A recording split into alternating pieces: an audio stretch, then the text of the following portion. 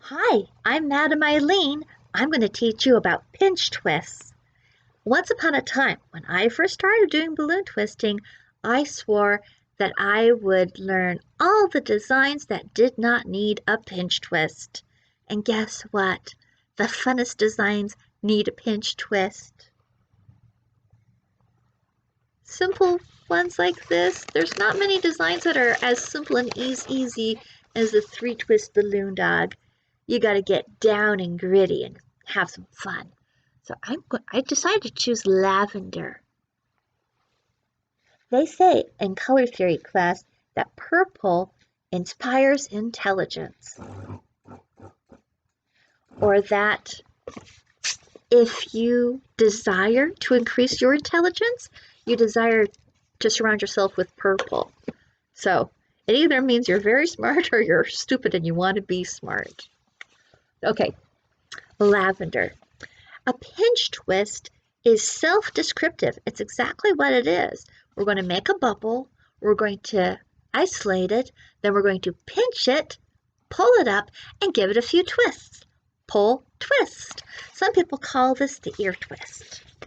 Now, do you remember when we were making lots of little bubbles? We're practicing making bubbles? Very similar. We're going to do a two-finger bubble, grab it with our third hand. We're going to do another similar sized bubble. Now, this is bubble 2, and then the rest of the body of the balloon is over here.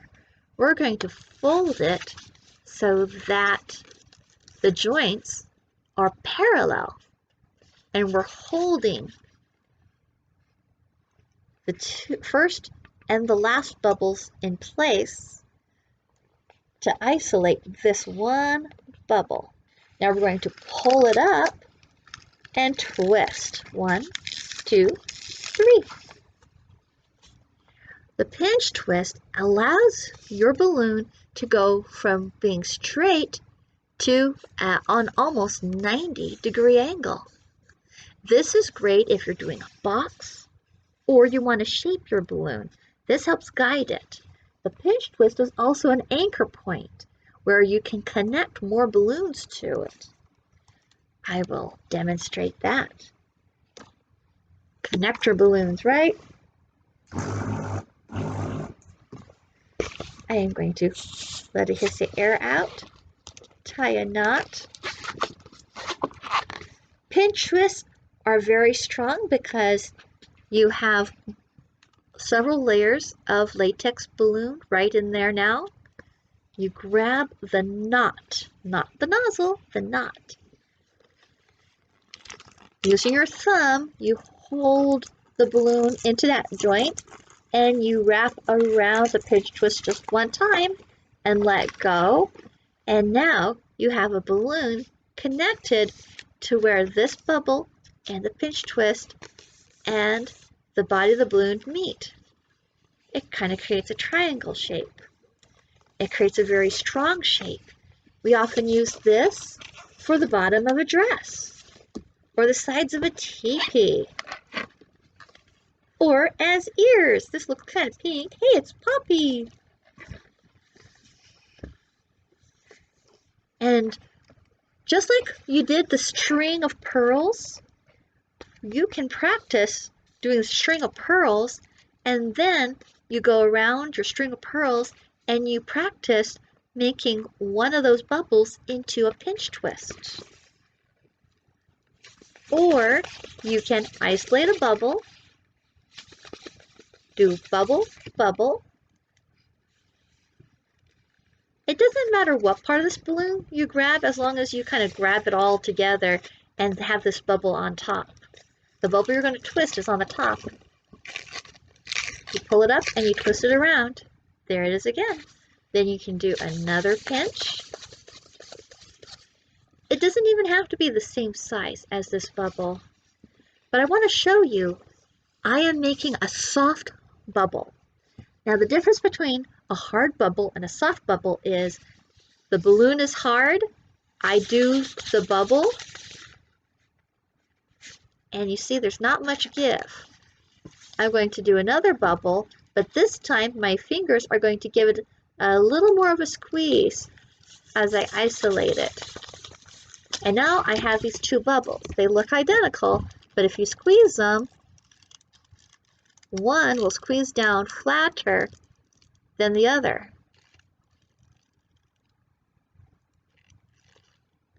Soft bubbles are easier to twist. Soft bubbles are easier to do a pinch twist on.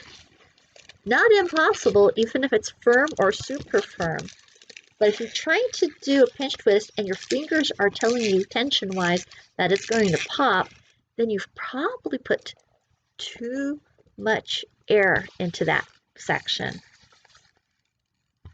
As I'm twisting, these two fingers are coming down and into the balloon just a little bit. If I want a super soft bubble, I collapse it like that, and then I twist, and then I let it up. Look how squishy that bubble is.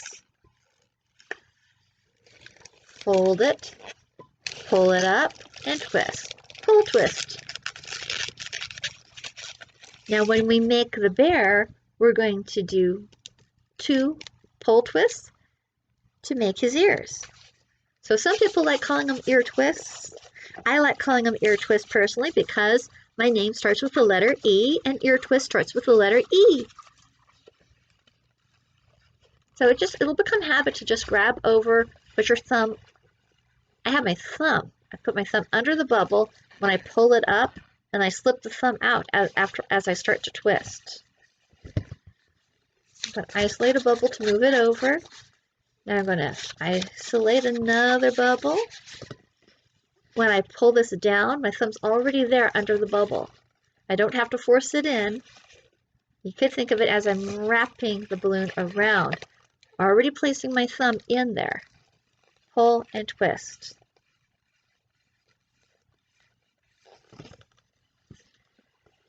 Now the pinch twist bends the balloon at a 90-degree angle. Once you have the pinch twist on there, you can actually bend and move them around like the joints of a doll. You can do zigzag, up, down, up, down, up, down, and back up again.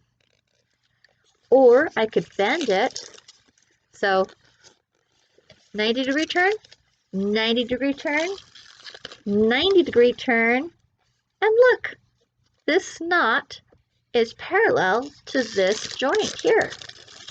If I wanted to, I could connect it to complete a little tiny square. But we're not. We're just going to, I'm adjusting the bubbles. So as you see, I could do 90-degree angles, and then when I offset them, they kind of start creating a spiral. They start spiraling up. I connected here. So an exercise to do, I am going to put a whole, I have too much air in this red balloon, but I'm going to put several pinch twists in here. See this? I'm slowing this down. Walk, walk, walk. Each of my fingers is giving the balloon a little turn.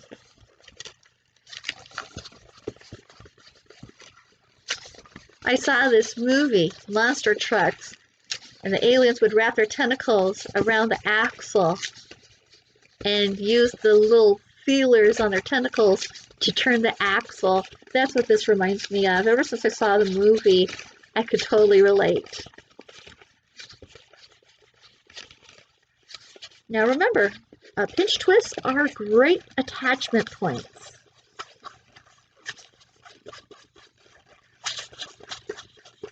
Again, at this point, your hand might feel tired. You're using muscles in your hand that you haven't used before. So that should be another video. I want to teach you some hand stretching exercises because you don't want to cramp your hands. Look at that. Almost the perfect ending. I'm going to take this last balloon I'm going to take the joint that I'm pinching, push it against the pinch twist, and then I'm going to take this bubble and I'm going to wrap that bubble around that pinch twist.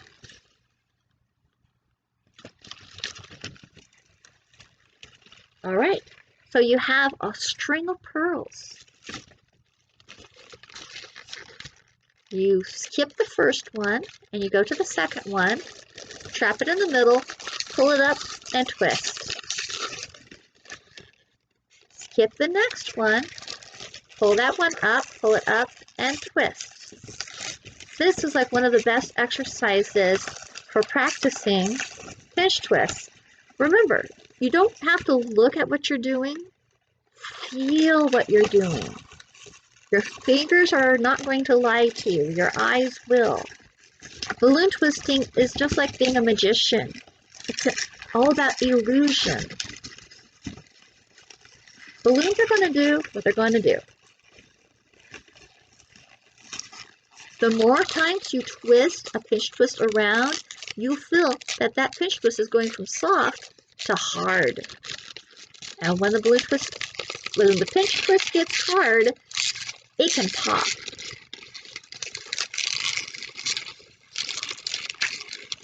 So right now I'm giving just 2 pinches, 2 twists to each pinch twist, and now I'm just down 2 bubbles going back into my purple. So I really should not pinch this one or that one with it being so close. So just practice making pinch twists. Unlike your string of pearls, a pinch twist will not unravel itself. But you do have to make it into a zigzag for it to go straight. If you line all your pinch twists up on the same side, it will naturally start to curve. It's a mess on your end. Oh, that one switches out here. I'm going to get rid of this. See? You cut the tail and poof, no boom. Now I am going to cut into this one. There will be a small boom.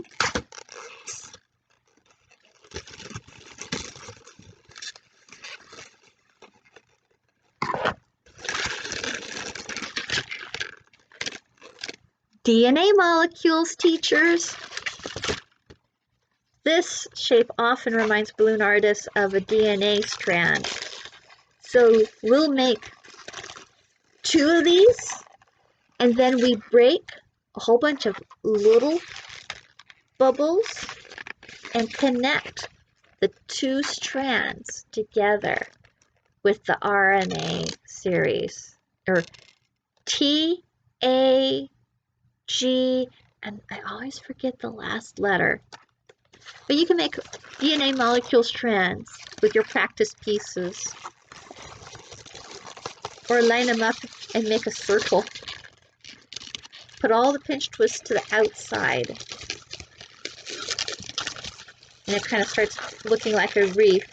You can't make your circle too big or else it starts going wonky on you.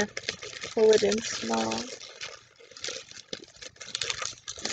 But this is just the beginning of building blocks. These techniques I'm showing you are the building blocks of incredible detailed creations. Now there's another pinch twist you need to know about. It's the double pinch twist. What if you want to break a balloon in half, but you don't want to tear it and tie a knot? This is a citrine orange balloon. They are see-through. I usually like mine with more color. Now when you do a single pinch twist, I'm going to do a single pinch twist here. I can do a second pinch twist. I take that bubble, I get it to the center. So the pinch twist is here. This is that next bubble over. I can put my thumb underneath it, pull, and give it a twist. 2 pinch twists together. And then I pull them apart and I wash this up. There's 2 pinch twists together. This is a good one to do if you're going to add more to the sides, if you're going to attach more balloons to that joint. But if you're not planning on attaching anything else to that joint, you can do a pinch twist that's even tighter. It's a tighter joint, but it does a magic trick, in my opinion. So you want to do 2 bubbles, same size, put them together. I have my thumb holding the 2 balloons together. I grab the 2 balloons at the top, the bubbles, and I'm going to twist the balloons twice. So they're twisted together. Now I'm going to pinch them down, and while I'm pinching them down, I'm going to take this balloon and pull it up to the top and start rolling it down. Rolling it down and rolling it up. I'm going to go over and I'm going to do that again. This is the bubble that you use between joints. It's called a spacer bubble.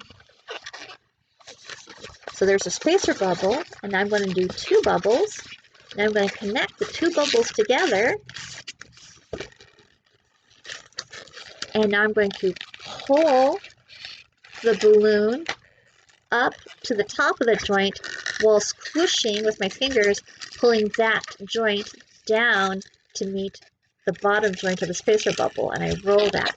Once it gets to the top, it's just a matter of just rolling the balloon down and around and back up to the top again. So those are 2 ways to do a double pinch twist. The first one, the pinches are nice and loose and soft. Very easy to add a balloon from this direction or that direction. But these are very tight. They're very tight. They really don't allow good movement through the sides. But what it will do is it lets me pop the center balloon. I don't want to pop it. There we go. I'll isolate that balloon to the center. Sometimes you want to make the paws of an animal, so you do 2 pinch twists here, you do 2 pinch twists there, and you pop the middle. And they don't come undone. I've done the end of animal paws with the single pinch twist, one, and then another one. One of those pinch twists always unravels on me when I pop the top balloon or the connecting balloon. But when I make pinch twists like this, then they hold tight. Cody Williams taught this trick. It was mind-blowing. But then I found out there are limits to what you can do with this joint that's created. You can attach one this way here, but attaching anything from the side, it's not pretty. So now you have some fun things to work on. Pinch twist exercises that double as your bubble. Your bubble exercises will go right into practicing pinch twists and double pinch twists. One after each other, and then 2 at the same time. Those are pinch twists. Now let me show you how pinch twists work in a sculpture. I'm going to grab the flower. All right, here's the flower. If I'm flopping this flower around, this flower can fall forward or get knocked. And your child might say, "My flower's broken!" You stand it up, they play with it again, they bop it, and it's fallen again. So this is when you're like, okay, let me see your flower. I go here to the flower joint where the leaves meet the stem. I pinch and I twist and I isolate a single bubble. I then put my finger under and I pull it as I rotate the flower stem around that joint. And now I have a pinch twist. I'm feeling to see if I have enough room for one more pinch twist. I think I do. I'm going to isolate another bubble. I'm going to fold the balloon over, pinch, and I'm going to roll this balloon around into the center. And now I have two pinch twists, but then look what those pinch twists let me do. Those pinch twists now allow me to stand the leaf sideways because the pinch twists create an extra joint that allows that to happen. I could also, let's see, I need my flower number 2. Flower number 2. Oh, this flower has a dog on it. I could go down the stem, a pinch twist, remember it changes the direction of the balloon into a 90-degree angle. I put it in the stem and now the flower is pointing right at you. What if I don't want this dog here? I pull him up, I get the scissors and I snip that scrap yellow balloon. What if I want a center of this balloon? I'm going to get this little scrap of yellow. I'm going to inflate it. I'm going to let a little bit of air out. And pinching it, I pull the bubble over my fingers and I crisscross the scrap. And then I put one scrap under loop. So basically, I'm tying a shoelace knot again. Pull gently. Pull too tight, too fast, you'll create friction and that will leak and pop. And then I'm going to go crisscross one more time, under. I'm going to tie it twice. You don't need, some people call this the rabbit knot because it has 2 ears like a rabbit, but we don't need both of them. So I'm going to cut one of them off. I'm going to hold the bubble near the center of the flower and wrap the tail of the purple around it twice and then pull and let go. There's the center of my flower. There is my pinch twist pointing flower right at you. But normally if I did that, I would have the loops down there at the bottom. And if you're careful, you can twist in the opposite direction and undo your pinch twist. But wherever you pinch a balloon, you can see it enlarges, and that's a weak spot on that balloon. If it's going to pop, it's going to pop there. These are just twisted, and they're staying in place because of the pressure of the balloon. I'm just going to see if I can twist and untwist these petals and adjust it. So if you're careful, you can play with your balloons a little bit more by doing that, so you don't have to start fresh every time. I'm going to do the pinch twist immediately. Well, not really immediately. I'm putting a spacer bubble, and then I'm going to do a pinch twist. That'll point the flower at a 90-degree angle. And then I'm going to do a pinch, do a loop.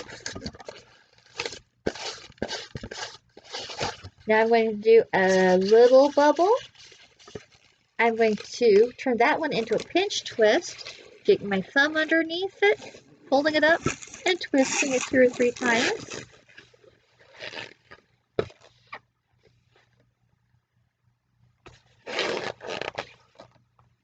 And I can go down one more level.